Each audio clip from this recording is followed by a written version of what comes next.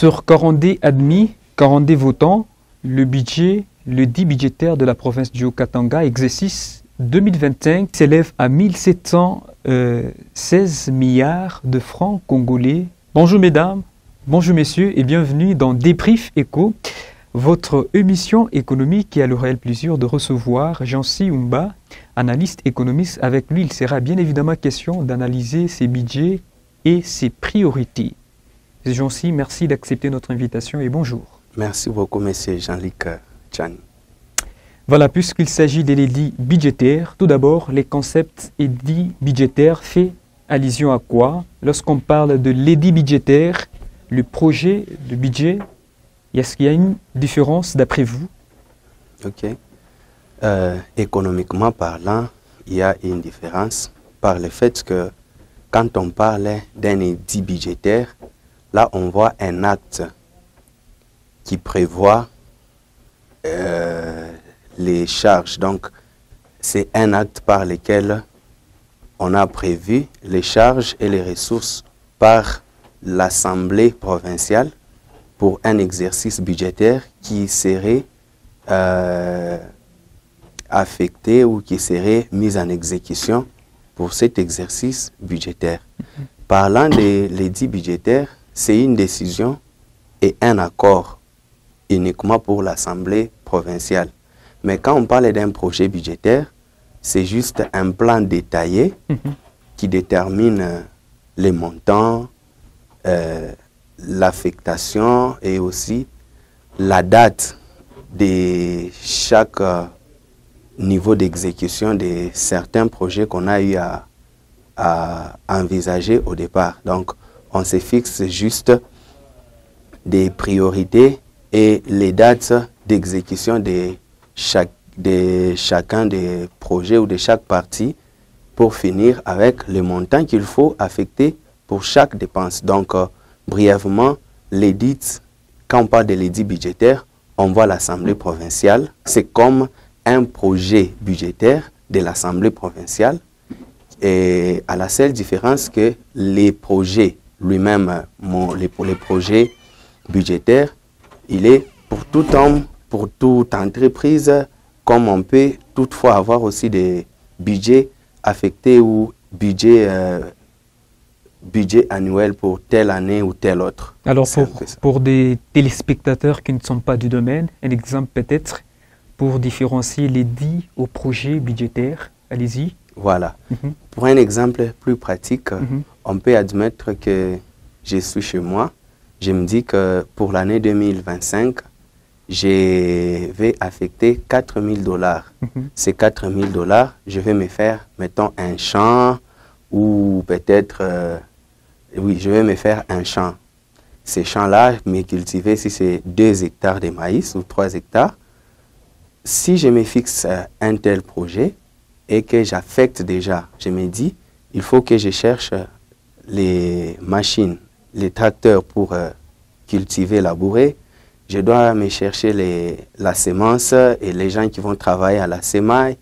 Tout ce que cela va me coûter, pour moi, ça va prendre les dépenses comme les charges, ce qu'on appelle les charges encore, ça va prendre 4 000 $. Alors, pour ce qui est de ces projets, ça c'est moi-même, ou c'est un ménage ou un particulier, comme une entreprise, a toujours des objectifs par rapport aux charges et aux ressources que nous devons affecter pour une bonne évolution. Qu'à cela ne tienne, parlant de l'édit budgétaire, là, ce sont les corps gouvernementaux qui se réunissent entre eux, les membres, les députés de l'Assemblée provinciale.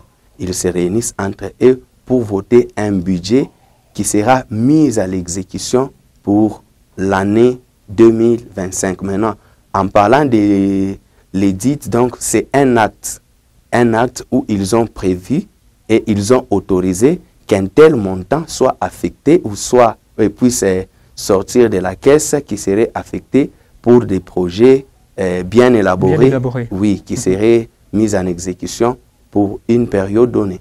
Parfait. Alors, pour cet exercice 2025, Le budget s'élève à 1716 milliards, pratiquement différemment à l'exercice précédent qui s'élevait à 1430 milliards. Alors la question est celle de savoir pourquoi ce dépassement budgétaire, pourquoi cette augmentation budgétaire pour cet exercice 2025. Quelles en sont les raisons? Voilà, là je trouve que c'est vraiment trop justificatif par rapport à la réalité de notre économie. Allez-y. Étant donné que nous faisons face à l'économie internationale.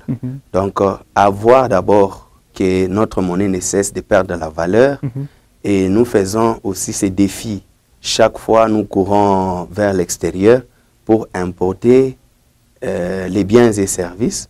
C'est tout à fait normal et explicatif par le fait que si les projets ou les budgets de cette année, partant de l'affectation des différents projets qui seront mis à l'exécution pour l'année 2025, il nous est demandé, par exemple, de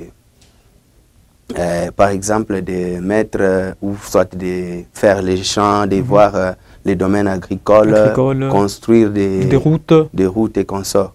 Moi, je trouve que tous ces matériels et tout ce qui nous est demandé pour arriver à entretenir ces projets ou à mettre ça à l'exécution, ça nous demande l'importation, que ce soit des intrants, que ce soit des biens et services ou des outils qui vont nous permettre à bien exercer. D'où, comme on va faire face au commerce international, donc avec notre monnaie qui ne cesse de perdre des valeurs face au dollar américain, c'est tout à fait normal parce que les taux de dollars a encore haussé par rapport à l'année passée.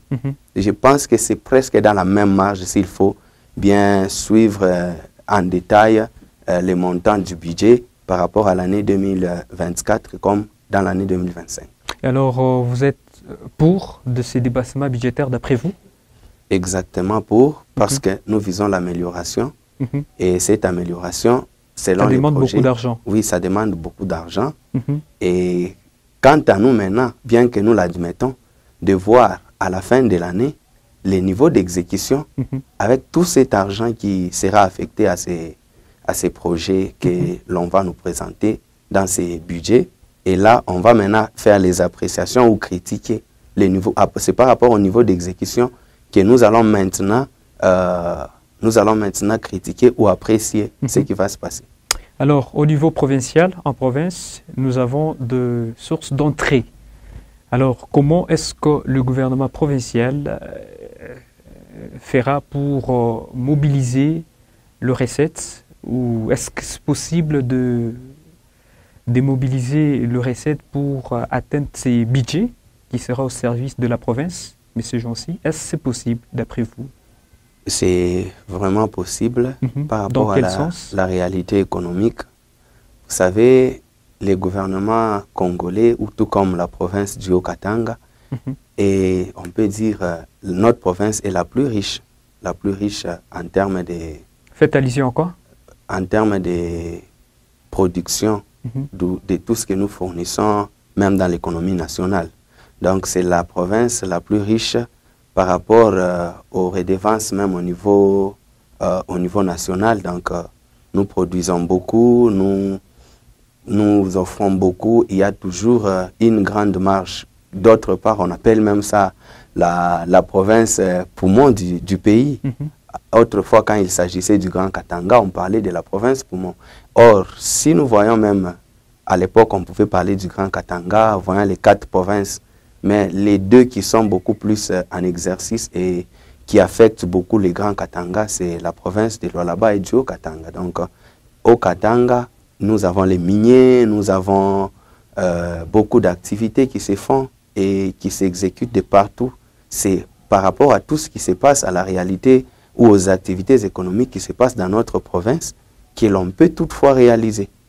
Oui, via la taxation, les taux d'imposition, parce que nos clients ou ceux-là qui exercent ici, ils sont toujours butés à des taxes et à des impôts qu'ils sont en train de payer de temps à autre. Alors, avec tout ce que nous gagnons et nous devons gagner, je ne trouve pas une seule difficulté qui peut empêcher à réaliser ces budgets. Et en cas d'un déficit budgétaire, que faire? En cas d'un déficit budgétaire,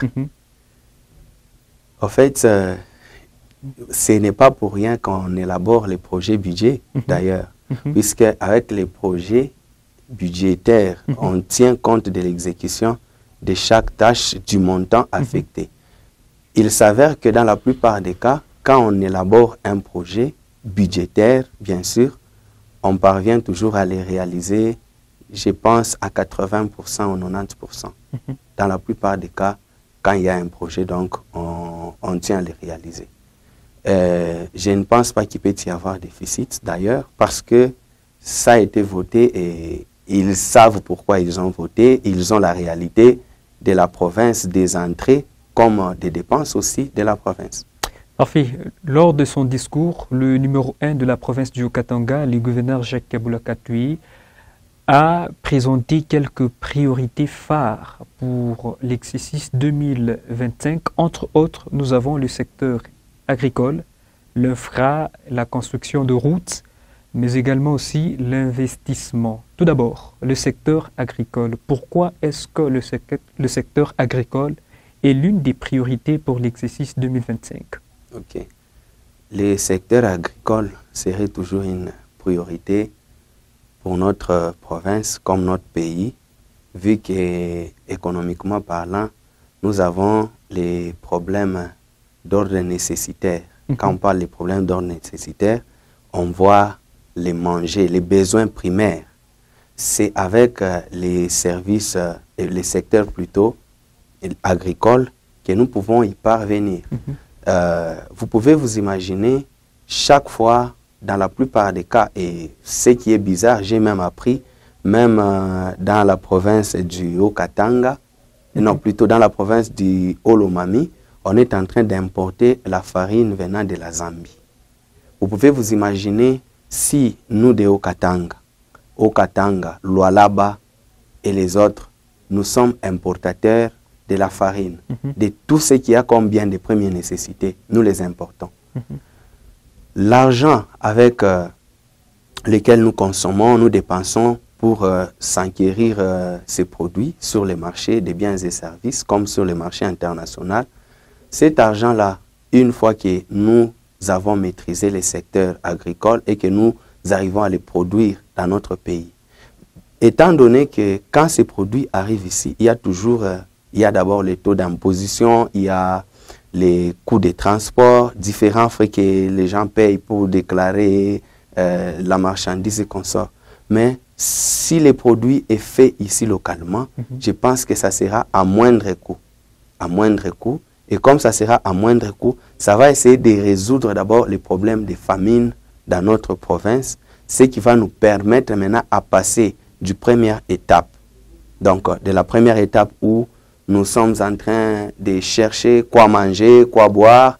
Maintenant, pensez aussi peut-être à investir et à s'enquérir des biens de luxe. Donc, on ne peut pas aussi arriver à ces niveaux si on n'a pas encore maîtrisé les problèmes du manger dans la province. Et ces problèmes ne peuvent bien se résoudre ici chez nous qu'avec les secteurs agricoles, vu que nous avons des terres arables dans notre province. Alors, au niveau de l'infra, dans les secteurs infra, nous voyons la construction de routes.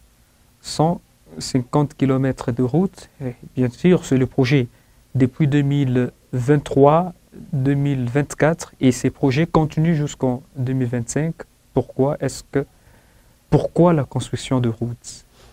La construction des routes est vraiment utile dans une économie par le fait que les routes permettent de rallier les entités ou les endroits, les villes comme les villages qui sont productrices ou producteurs de certains biens que nous avons toujours besoin. Je me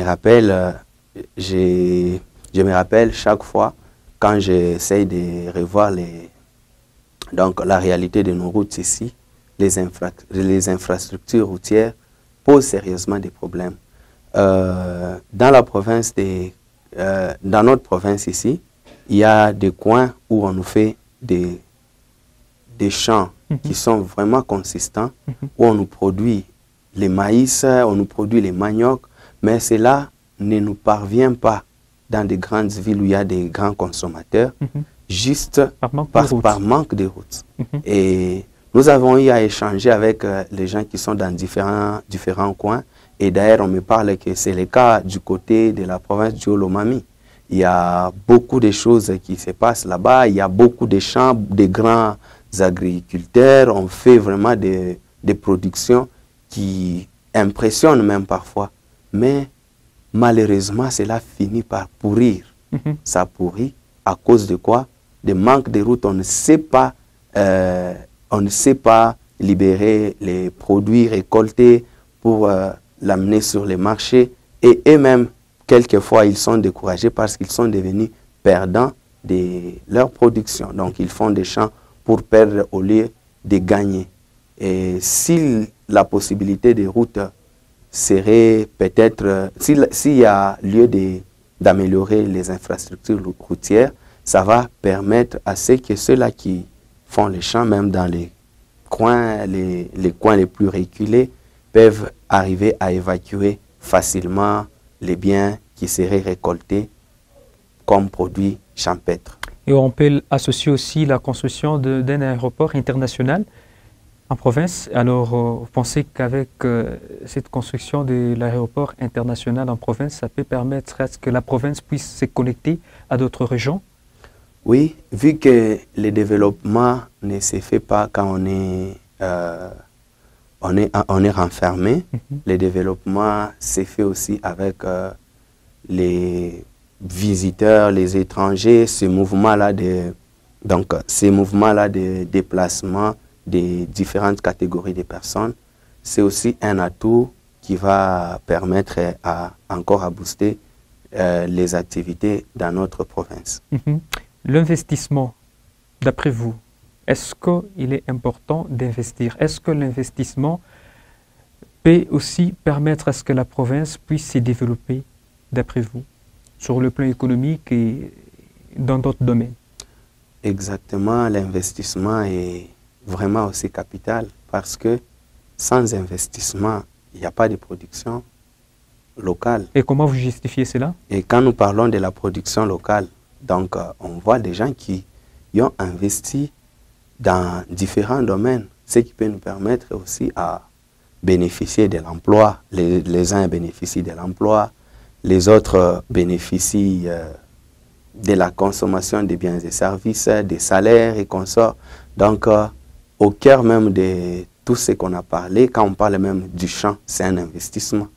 Donc, quand on parle même des infrastructures routières, c'est aussi un investissement. L'investissement est vraiment capital pour l'avancement de notre économie, pour quitter surtout cette phase où nous sommes et améliorer les conditions de vie de la population katangaise. Et alors, d'après vous, est-ce qu'en province, il n'y a pas des investisseurs, je veux dire? Les investisseurs, nous les avons. Il y a des investisseurs. Quelle analyse faites-vous pour l'investissement actuel en province? Voilà. La grande difficulté avec l'investissement dans notre province, c'est qu'il y a un taux d'imposition exagéré. Quand on parle de taux d'imposition exagéré, donc la taxe ou les impôts sont un peu exorbitants. Oui, c'est vraiment exorbitant.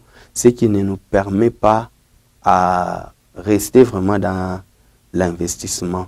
Moi-même, j'ai été victime, je me rappelle, j'ai entrepris une petite et moyenne entreprise il y a quelques années. Subitement, je voyais les agents de l'État passer tout le temps, chaque mois, du coup, $50 doit sortir. Oh, $100, non, $80, $30. Et avec toutes ces dépenses-là, à un moment donné, je m'étais rendu compte que je n'arrivais pas à gagner. Mais je commence comme si à travailler pour rien ou à entrer même dans les pertes, ce qui m'a poussé à fermer. Donc, si on peut revoir les taux d'imposition dans notre province pour encourager les investisseurs, cela sera vraiment utile pour améliorer même les conditions de l'investissement en province. 1716 milliards, pratiquement le budget de l'exercice 2025 en province. C'est Jancy qui faire pour que ces budgets puissent répondre aux besoins de la province. Que faire? Voilà. Je trouve que comme le budget avait été présenté, et surtout avec un projet, on parlait des projets budgétaires, tout a été clair dans ces projets. Ils ont dit qu'ils vont viser premièrement les secteurs agricoles, l'infra et la construction des routes et consorts. Moi, je trouve que c'est vraiment, ils ont vraiment eu à toucher les vrais problèmes de notre économie. Seulement, nous pouvons peut-être leur demander de mettre un suivi qui soit régulier, un suivi permanent pour arriver à exécuter tout ce qu'ils ont visé dans ces projets, et cela sera un bon succès pour notre province et peut-être un bon aussi départ pour les années qui vont venir. Et c'est possible d'après vous? C'est possible, oui. Monsieur Jancy, merci pour ces temps avec vous, pour cet échange autour de l'édit budgétaire au niveau provincial. Ça a été un plaisir. Merci beaucoup, monsieur Jean-Luc. Mesdames, Messieurs, ça n'est donc fini pour cette émission économique. Merci, mesdames. Merci, messieurs. On se retrouve très, très prochainement. À très vite. Bye.